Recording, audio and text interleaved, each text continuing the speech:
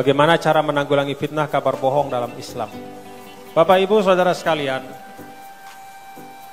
ada dua tempat dalam Al-Quran di mana fitnah itu, berita bohong itu diuraikan oleh Allah. Yang pertama itu di Al-Hujurat 6. Ada orang yang halusinasi ketika diutus oleh Rasul menjumpai kelompok tertentu, belum jumpa dia udah ketakutan sendiri. Lalu balik ke Nabi mengatakan, Rasulullah, saya mau dihabisin sama mereka. Ketemu aja enggak. Jadi halusinasi. Halusinasi itu awal dari hoax. Jadi kalau terlalu banyak Anda punya pikiran aneh-aneh, itu bisa jadi Anda kemudian akan menyebarkan berita bohong. Maka jangan terlalu banyak berhalusinasi. Jangan terlalu banyak merenung, mikir, konspiratif. Segera kembalikan kepada fakta saja. Jangan terlalu banyak berhalusinasi. Itu di Al-Hujurat 6. Kemudian di An-Nur 11-20 itu cerita atau kisah tentang hoax atau fitnah yang menimpa istri Rasul. Nah, di Al-Hujurat 6 fatabayyanu. Bagaimana caranya? Jangan tenggelam dalam halusinasi, jangan tenggelam dalam gambaran-gambaran konspiratif, tapi segeralah klarifikasi. Bertabayun, cari kebenarannya. Sampai betul-betul sampai pada pengetahuan benar apa enggak, jangan komen dulu.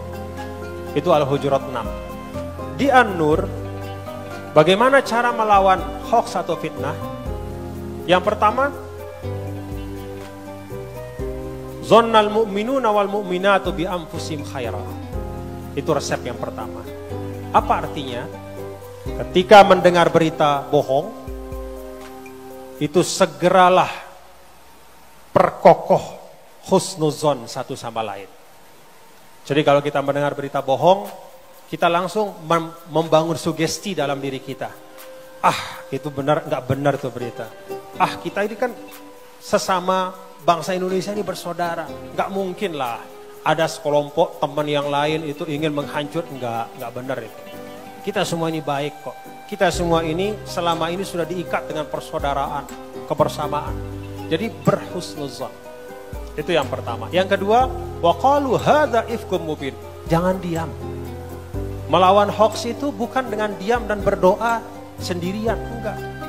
Tapi suarakan. Waqalu. Jadi secara kolektif semua menyuarakan hadza ifkum mubin. Ini adalah fitnah yang nyata.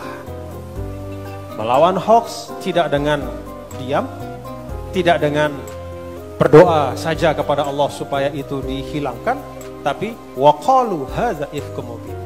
Secara bersama-sama kita suarakan, kita hadapi berita bohong. Nah, itu resep Al-Qur'an ya. Jadi jangan diam Bapak-bapak. Kalau kita diam, jangankan orang, kita sendiri bisa percaya, Pak.